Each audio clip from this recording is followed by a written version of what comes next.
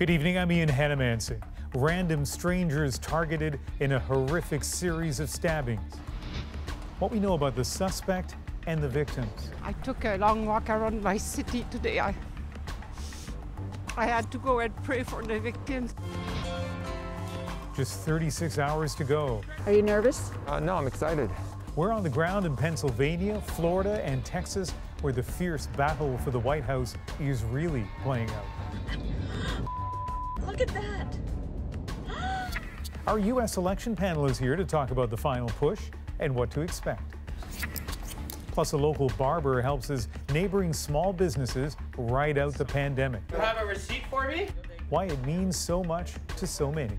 He gives you hope, like he makes you want to come to work because people care. This is The National. A deadly drama unfolded on the streets of Quebec's Old City on Halloween night. A man dressed in a medieval costume and wielding a sword killed 2 people and wounded 5 others. Police were called at about 10:30. They found victims near the Chateau Frontenac Hotel and at 4 other locations. A 2.5-hour search ended when a man was arrested about 1 kilometre north of the area in the city's Old Port. Police said he chose his victims at random, intent on doing the most damage possible. Alison Northcott begins our coverage with a man who tried to save his neighbor's life. So when I heard the scream, I came out pretty quickly at the door. Brad Purcell heard that scream and walked towards it. I could see the guy, he's standing right there, and her body lay just literally in front of the door. He says it was his neighbor, Suzanne Clermont. Her injuries were extensive. Purcell and his wife tried to help, but she didn't survive. There was massive lacerations and very graphic scene. It was hard. The street in the old Quebec neighborhood was one of 25 crime scenes this morning after police allege a 24-year-old man dressed in medieval clothing, armed with a sword, killed 2 people and injured 5 others. The residents of Quebec City were victims of an unnamed tragedy of violence. All the citizens of our city are mourning this today. The accused, Carl Giroud from Montreal's North Shore, was arrested not far from where the attacks took place after a 2.5-hour manhunt. He's charged with 2 counts of first-degree murder and 5 of attempted murder. Police say they believe the attacks were random but premeditated and say they don't believe the accused has links to any terror groups. Marielle Derome saw the arrest just outside her home. Actually, I took a long walk around my city today. I had to go and pray for the victims and their family. And it hurts. I just couldn't believe it. At first, when I looked at the news. This couple's home was behind police tape for much of the day. It's my home, it's my backyard, it's where we live. It's surreal. Quebec City's mayor, Régis Lebaume, says the extent of the tragedy is impossible to understand in a city still marked by the killing of 6 men in their mosque in 2017. Health officials are offering psychological support to people in the neighborhood after what police have called a night of horror. Alison Northcott, CBC News, Quebec City. And today, Prime Minister Justin Trudeau said this about the attack. My and Sophie's hearts are broken for the loved ones of the victims of this terrible tragedy, and we wish a full recovery to those who have been injured. Canadians are wholeheartedly with the people of Quebec City and all Quebecers. The provincial capital has indeed been shaken by this senseless attack. Valeria Corey-Minocchio shows us that and tells us more about the victims. Outside Suzanne Clermont's door, a crime scene turned into a gathering place for neighbors and friends to pay their respects. The 61-year-old was killed just outside her home.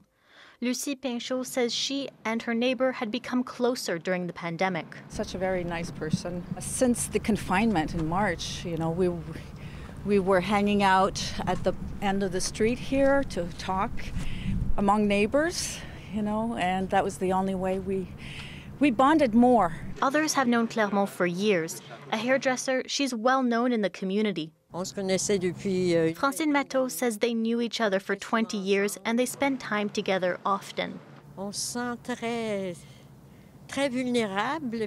says the community feels vulnerable and at the same time in a lot of pain because Clermont was a bright spot.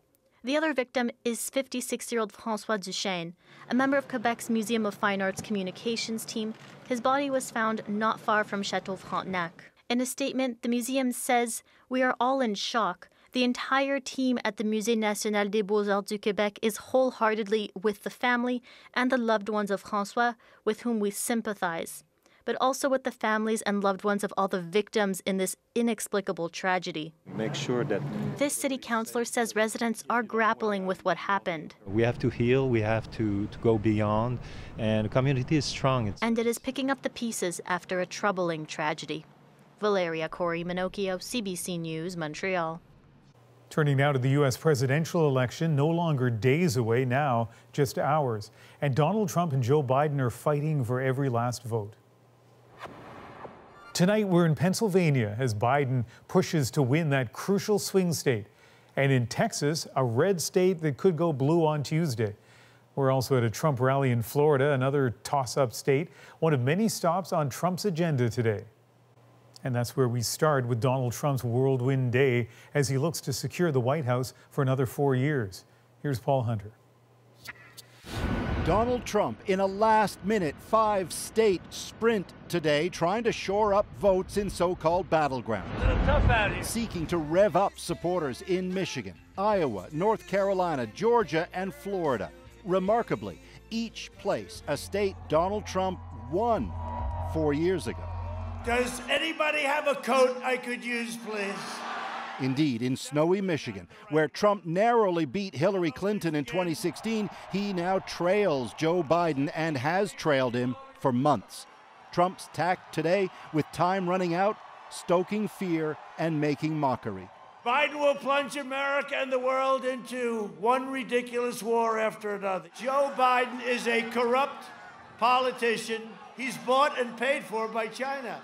He's a tough guy, right? With his sunglasses. His new deal is his sunglasses. It's been that kind of campaign for Trump, who, if polls are correct, faces becoming the first sitting president in nearly 30 years to fail in a bid at re-election. Today, even trying to win votes by making fun of Syrian refugees, calling them one of Michigan's biggest issues. But with this weather, you don't have to worry about it. They'll never come. They're never coming. You sent a vid that said, "I'm going back, this is terrible."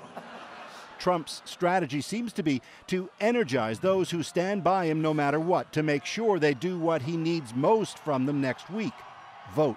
It worked 4 years ago. And today, he urged backers to once again prove the polls wrong.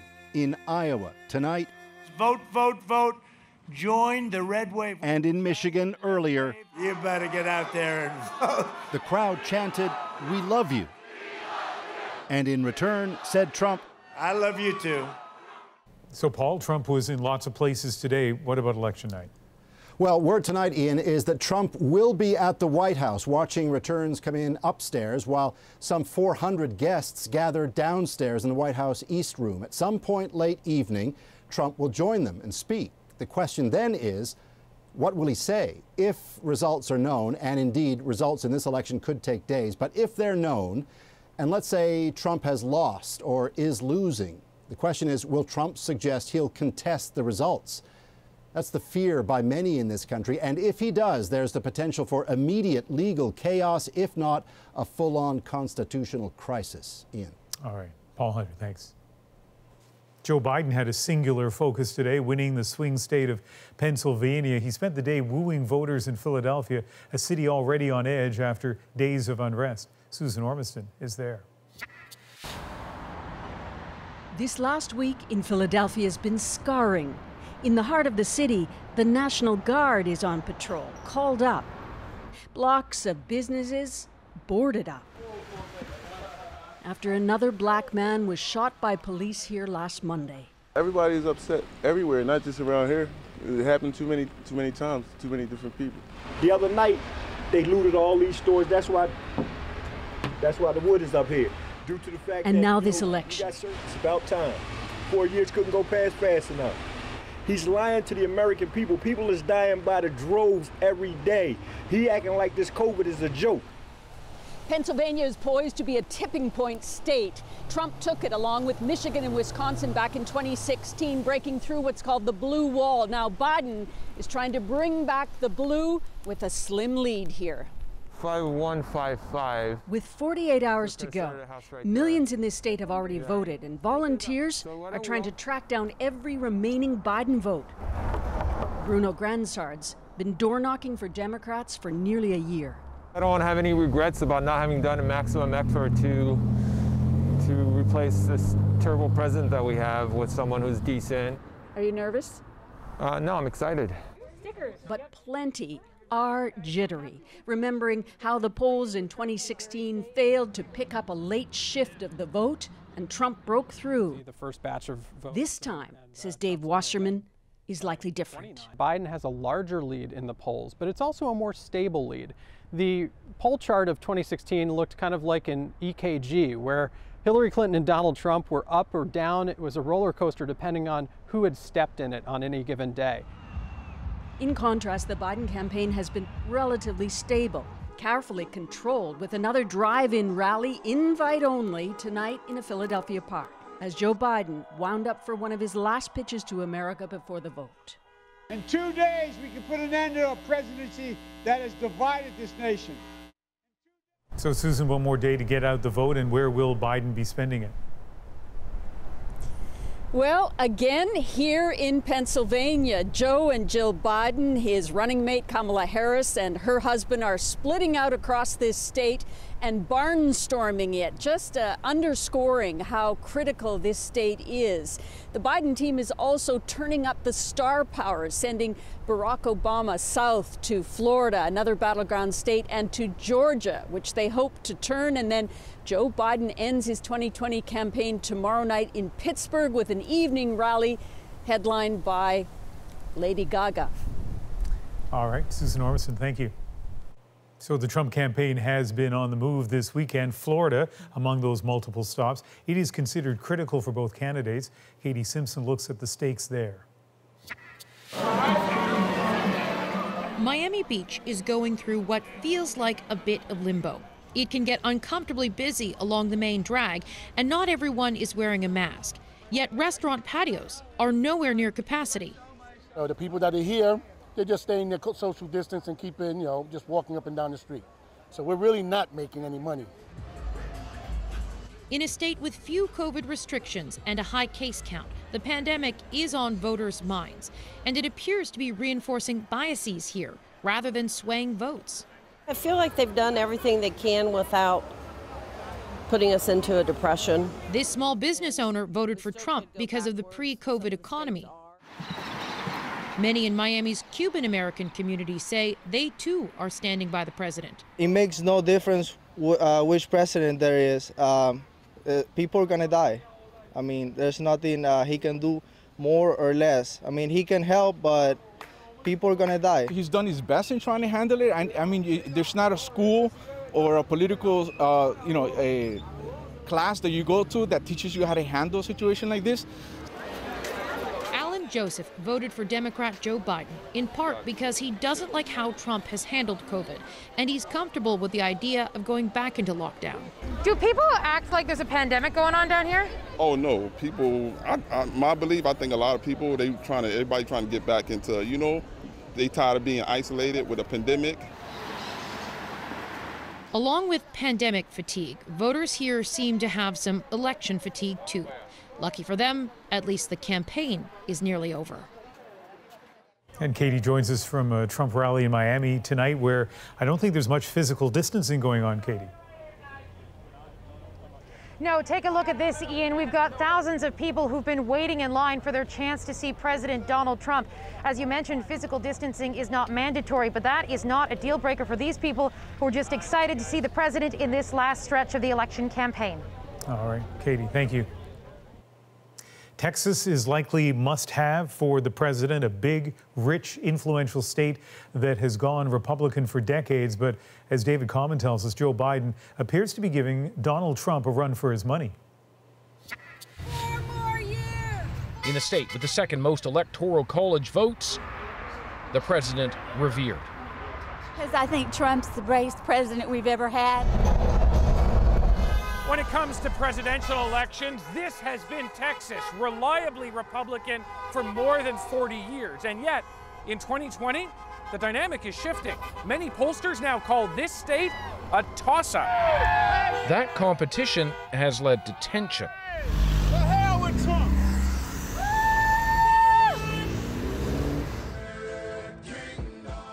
Trump supporters surrounded a Biden bus in the state, the president retweeting it, and today even making jokes about it. Something. Do you see the way our people, they were protecting his bus yesterday because they're nice. Get out of our hood, bro! Before it, a messy confrontation between groups in Fort Worth. Hey, what's up, man? Morning. My name's Travis Bolt.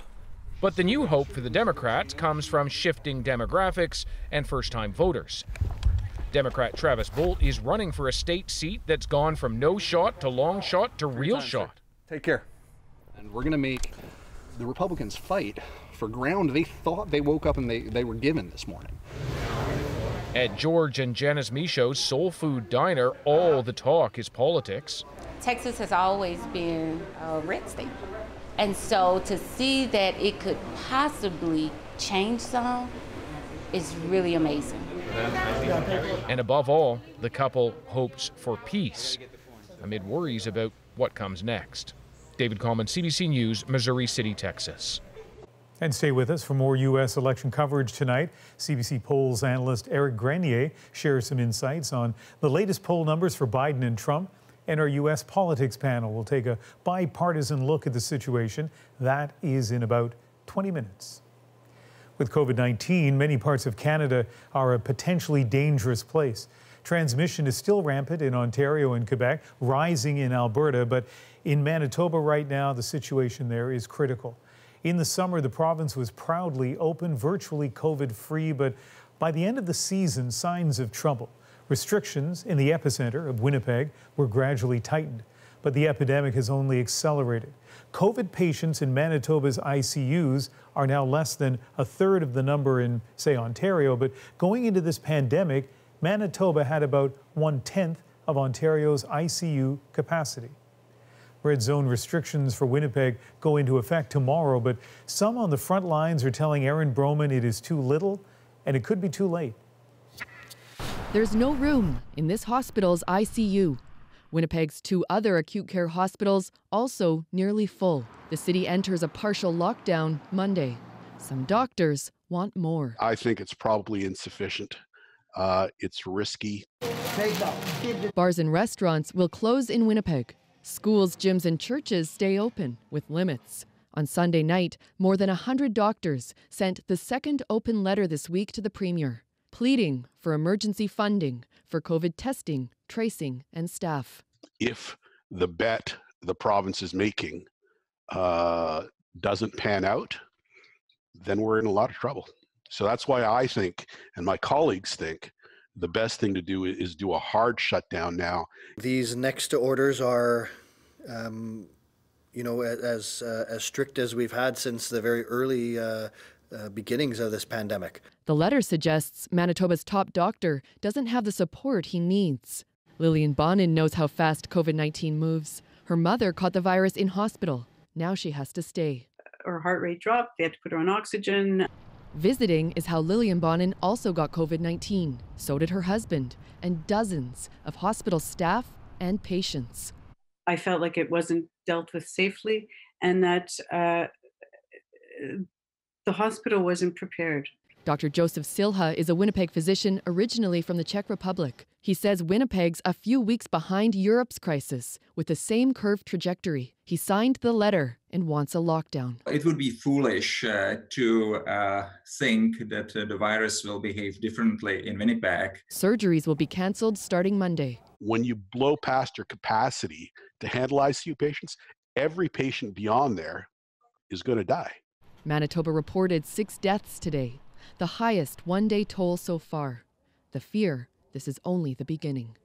Aaron Broman, CBC News, Winnipeg. Bill Morneau's final months as finance minister were marked by controversy and some mystery. His first interview since resigning aired on Rosemary Barton Live today, and to Rosie he revealed, among other things, that leaving had been on his mind for a while. You're over here if that's okay. Great. It has been just over 2.5 months since Bill Morneau left his job as Canada's finance minister in the midst of a global pandemic and deep economic turmoil.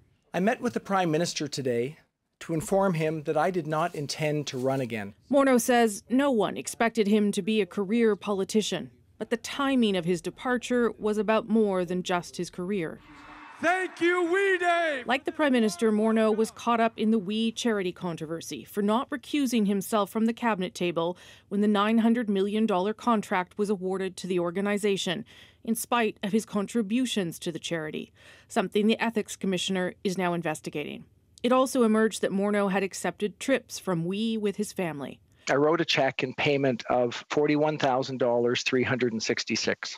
Those trips have now been paid back, and the Ethics Commissioner has cleared him on that front. It doesn't mean I didn't make a mistake. It doesn't mean I shouldn't have recused myself, which he's still looking at appropriately. But, you know, I'm pleased that he recognizes that I took the appropriate corrective actions.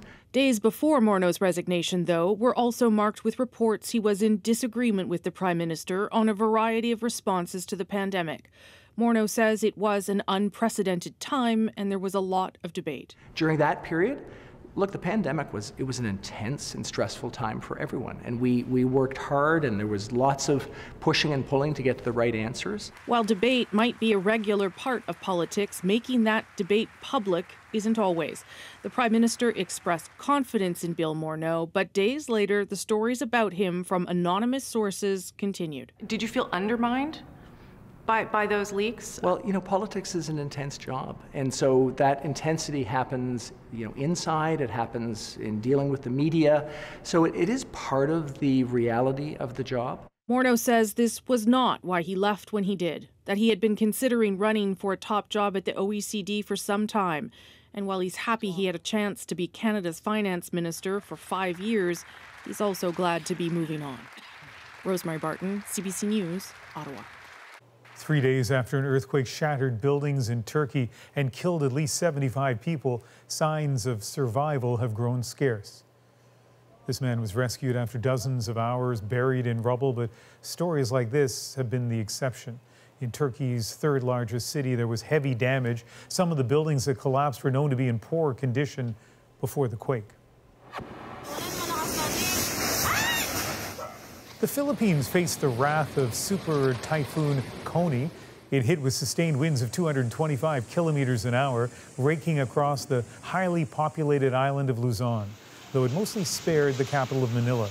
At least 10 people are dead, and it's now a tropical storm. And this is the 28th named storm of 2020 in the Atlantic, strengthening in the waters south of Jamaica. Tropical storm Eta. It ties the record for the most storms recorded in a single season. It is expected to strike Nicaragua as a hurricane later this week. CBC News has learned that more employees have left Rideau Hall because of an alleged toxic work environment. As an investigator, you're also wanting to give a voice to each of those people. Up next, an exclusive look at how many people are taking part in an ongoing review of harassment claims. Plus, what happened when an Alberta man was put in the drunk tank despite being sober? He died alone on a cement floor.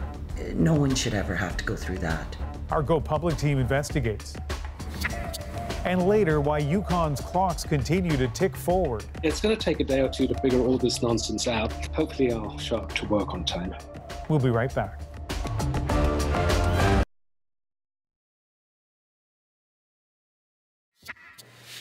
New details tonight in the investigation into alleged workplace harassment at Rideau Hall. More than 50 people have now agreed to be interviewed about accusations against the Governor General and her second-in-command. Ashley Burke has this CBC News exclusive. The Governor General continues to carry out her duties while more than 50 people meet with an Ottawa firm hired to review the culture in her office. Former employees claim Julie Payette has belittled, berated, and publicly humiliated staff, and her second-in-command has allegedly bullied them too, creating a toxic work environment. We have engaged a third-party reviewer to follow up on these serious allegations. Sources say the number of participants is higher than the government expected, and the list keeps growing. It's not only current and former Rideau Hall staff coming forward, but employees from other departments like the RCMP and Global Affairs. They might be supporters of her as well. This workplace investigator, who is not involved in the case, says likely not everyone will have legitimate complaints or bad words to say. I would say, as an investigator, you're also wanting to give a voice to each of those people and understand what they've been through. More employees left Rideau Hall last month. Sources say some made it clear it was because of the toxic work environment. And now more tension.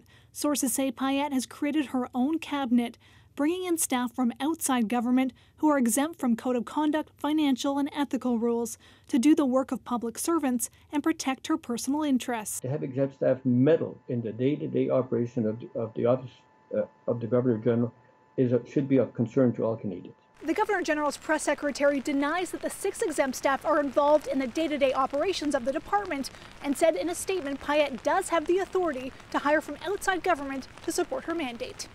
Ashley Burke, CBC News, Ottawa. And the Governor General is among those expressing condolences to the family of a soldier killed in a training exercise. Corporal James Choi was a member of the Royal Westminster Regiment. He was taking part in a live fire training exercise at CFB Wainwright in Alberta to develop light infantry skills. The exercise is now suspended with the incident under investigation. Toronto Argonauts linebacker Jeffrey Knox Jr. is wanted for attempted murder. It's in connection to the shooting of 2 men in his hometown of Pittsburgh late last month. Knox has played for several CFL teams. The Argos say the team has not yet decided what action it might take. An Alberta man arrested for public intoxication despite being sober ended up dying in custody. And now his sisters have decided to go public as they press the RCMP for answers. As Rosa Marcatelli found, he wasn't the first to be wrongly placed in the drunk tank. This is gonna be hard to look at again. This is how Michael Mollick's sisters want to remember him, a gentle guy who loved to joke around, not on the cold floor of an RCMP drunk tank where he died after having a stroke. The fact that he died alone on a cement floor, like that to me, no one should ever have to go through that. Police picked up Mollick in May 2019 thinking he was drunk. They'd seen empty alcohol and medication bottles in his parked car, but no breathalyzer was done.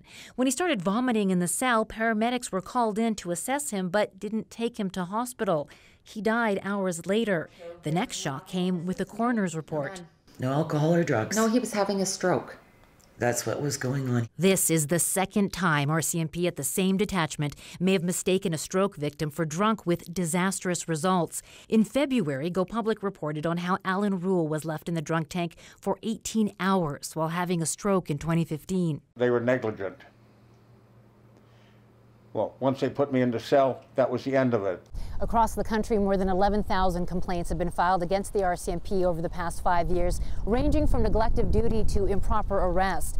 But when it comes to taking responsibility when things go wrong, experts say the system set up to hold police accountable is pathetic. It's all smoke and mirrors. Take Alan Rule, for example. The Civilian Review and Complaints Commission looked into his case, made recommendations, but the RCMP has done nothing for 2 years because experts say it doesn't have to. Those recommendations should be mandatory by law. So otherwise, this commission has virtually no power.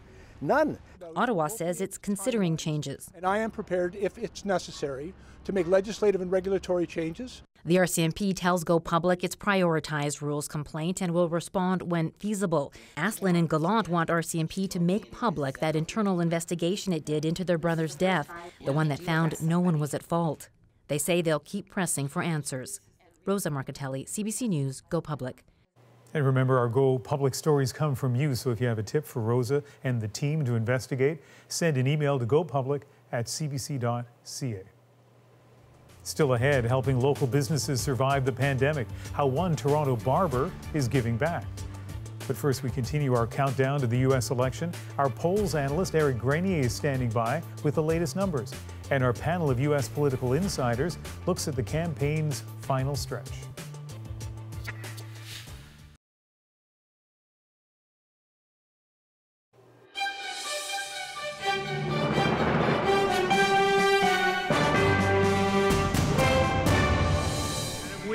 Pennsylvania, it's over. It's over. Confident at the very end of the campaign, U.S. President Donald Trump is counting on polls to be wrong in several key battleground states. Most suggest he will lose to Democrat Joe Biden, but memories of that stunning 2016 upset are still fresh. Donald Trump's surprise win shook the confidence of many in polls and punditry, but much has changed since then. We'll get into that shortly with our political panel. But first, let's bring in CBC's polls analyst, Eric Grenier. And Eric, what is the big picture 36 hours to Election Day? Well, it's still a very good position for Joe Biden. If we look at the numbers nationwide, he holds a lead of about 8 points over Donald Trump among decided voters in the United States, about 53% to 45%. And that's been a pretty stable lead. It's been between 7 and 11 points for really the last few months. We haven't seen it change very much. And Joe Biden does have a lead in enough states to win in the Electoral College. So he is in a good position going into Election Day. But is Biden, of course, really the favorite? After 2016, Democratic anxiety is pretty understandable. Yeah, and there's lots of sources of uncertainty in this election, COVID and the way that's changing the way Americans are voting. But if we're just looking at the polls, Joe Biden's lead over Donald Trump is wider than Hillary Clinton's was in 2016. And if we look at the battleground states, Donald Trump needs to flip a lot of those all the way up to Pennsylvania, where Joe Biden currently has a lead of about 6 points in order to win. If we see the same kind of error in the polls as we did in 2016, it wouldn't be enough to overcome those margins in more than a couple states, not enough to win him the election. And a lot has changed since 2016. Pollsters missed a lot of people without college education in their polls in 2016. They've taken steps to ensure that those people are included this time because they were disproportionately supporting Donald Trump. And we're also seeing that the number of undecideds and people supporting third-party candidates much lower in this campaign. It was over 10% at this point in 2016. It's under 5% this time. So there's just not enough of these undecided voters to swing the election for Donald Trump. If he's going to win, he needs to have a bigger error in the polls than in 2016, not just what happened last time. Okay. Eric Grenier, thank you. Thanks. So where are things at in the United States? Where is the country headed? We're joined by David Frum, senior editor of The Atlantic and a former speechwriter for President George W. Bush, and Krish O'Mara Vignaraja, who served as a senior advisor at the State Department under Hillary Clinton and John Kerry. Welcome to you both. And David, first question for you. I know Election Day is different these days. So many people have already cast their votes, but still, Tuesday is when we get the results. How would you describe where the United States is right now? Well, it's important to remember more than half of all the votes that will be cast have already been cast. More than 90 million Americans have already voted. We're on our way to a 160 million vote election, the biggest Democratic event in American history. And so do you see that as a sign of optimism that so many people are participating? It's a sign of optimism so many people are, and they have not been deterred. And I think when democracy speaks, it will speak with a powerful voice. Krish, from your perspective, what's the mood of the country on this Sunday night? There's incredible enthusiasm. I think Americans understand the consequences of this election. And as David mentioned, the numbers, I think people are voting like their lives depend on it. You know, it's interesting because I just hosted a call-in show on CBC Radio, and Canadians, some of them have such a sense of despair about where the United States is and where it might be headed. And it sounds like neither of you really share that pessimism. Krish, is there any sense of concern at all about what might be ahead? Absolutely. I mean, you know, between President Trump's comments about the Supreme Court potentially giving him a victory, his unwillingness to commit to a peaceful transition, and then, of course, egging on, even in the last couple of days, Trump supporters basically sabotaging a Biden bus caravan. People are worried. That said, they are not going to be deterred in terms of casting their votes, I think in part because they fear that, you know, the courts and some political operatives are trying to get in the way. David, Biden appears to be in the lead, but every time I see that reported from the United States, I hear people say, we remember 2016 and the surprises that time. Do you think that we're going to get surprised again? Well, I think there's almost literally zero possibility that Biden will not emerge from this event with 10, 12, or more million votes than Donald Trump. But what the whole world has had to confront is the American political system is less representative than that of other major democracies. So in 2016, it was possible for Hillary Clinton to win by 3 million votes, an astonishing margin, and still lose the presidency. And that's the question. But there's no question about what the American people are going to do. The only question is, what will the American system of election reflect? And so describe that or explain that distinction for me. Well, as I think the whole world now knows, votes are fed into this mulching system of the American Electoral College, and what is spat out the other end is not necessarily what goes in. So it's conceivable, and I don't think this is likely, but it's conceivable that President Trump could claim some kind of Electoral College victory, even though Joe Biden has got 10, 12, 15 million or more votes. But that's not a formula for a Donald Trump second term. That is a formula for real political instability in the United States. Because if 160 million people vote, and 80 million of them or more vote for Joe Biden, and 60 million of them say we win, the 80 million say, well, what does one have to do around here to repudiate a president who people repudiate? And politics then can move in pretty dangerous directions. So I think we all have to hope, whatever you think about who should govern, you all have to hope that the American political system this time will align the outcome with the popular vote in a way it didn't in 2016. And Krish, what are you hoping for on Tuesday night? And I don't mean necessarily which candidate you want to see win, but how you hope the night unfolds. Yeah, I mean, I think that we have to brace ourselves that Americans may be going to bed without a clear victor.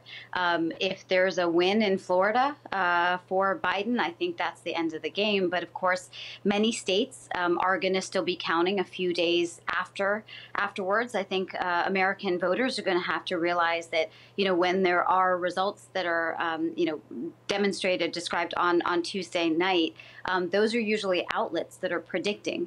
When it comes to, Pennsylvania, I think the Secretary of State has been clear that she expects the majority of votes to be counted by Friday. But while, it's possible it's going to be over Tuesday night, I think we need to expect that we need to be peaceful and calm until the actual electoral results come in, and that may be at least a few days after Tuesday. David, less than half a minute left. What do you think the likelihood is we will know by Tuesday night, or early Wednesday morning, who the winner is? I think you'll have a pretty good idea. And I think there's so much emotion here, but President Trump can't win the fair way, but he's going to try maybe to win some other ways. David, Krish, thank you very much. And on Tuesday night, you can watch all the drama unfold right here on CBC News. Adrian, Andrew, and I will host America Votes beginning at 8 p.m. Eastern on CBC Television, CBC News Network, GEM, and online. We'll have reporters on the ground and analysis to help make sense of whatever happens. After the break, how businesses in one neighborhood are helping each other out during this pandemic. If you go and you shop at a local business, bring me in a receipt, I'll give you $5 off your haircut. A small gesture bringing a community together during hard times. That's next.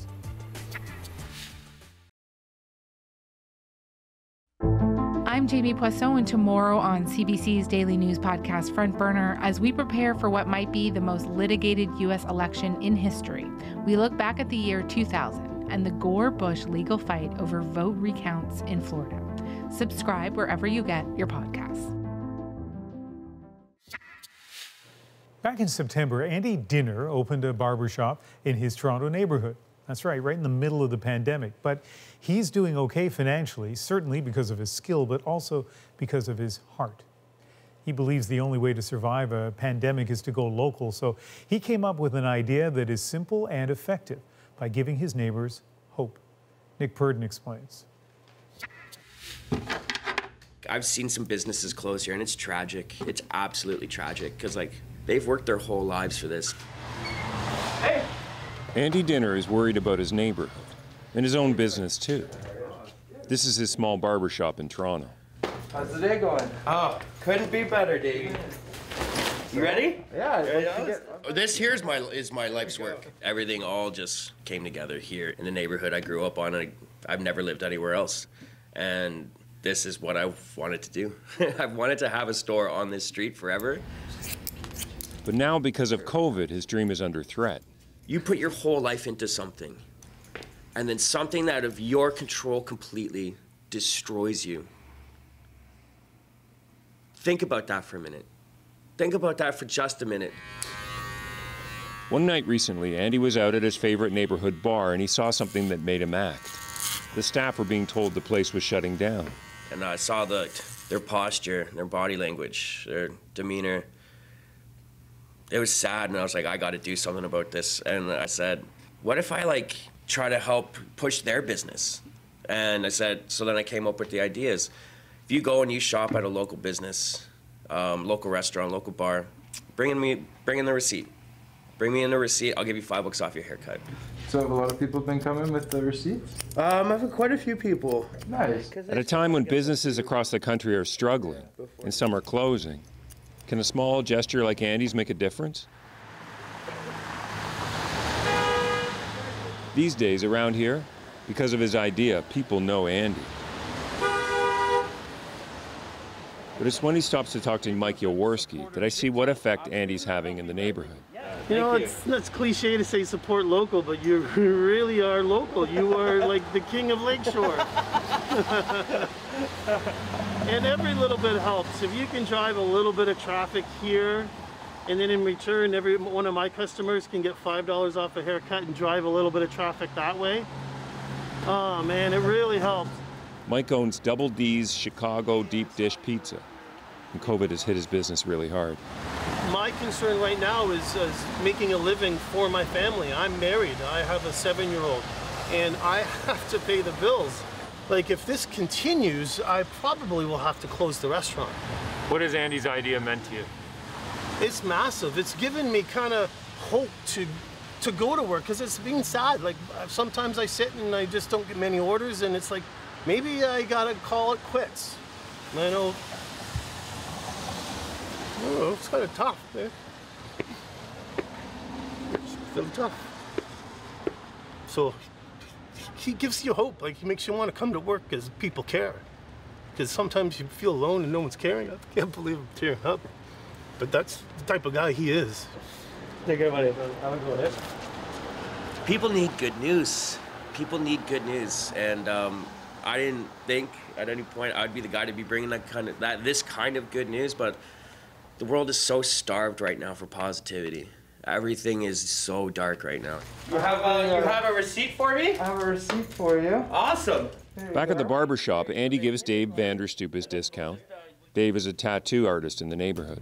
Awesome. Thanks a lot, Andy. Thank you. I'll walk you out, Davey. Yeah. So I think it just kind of reminds people that it's not just individual shops here, it's a neighborhood. Like, you know, it's your neighborhood barbershop.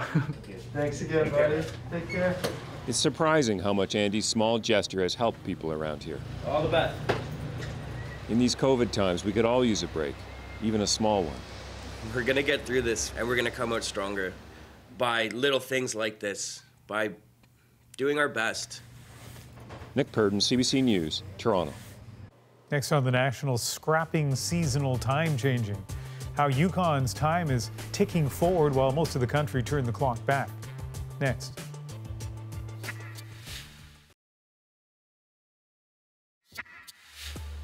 Last night, most of Canada gained an hour of sleep, but in Yukon, there was no changing clocks.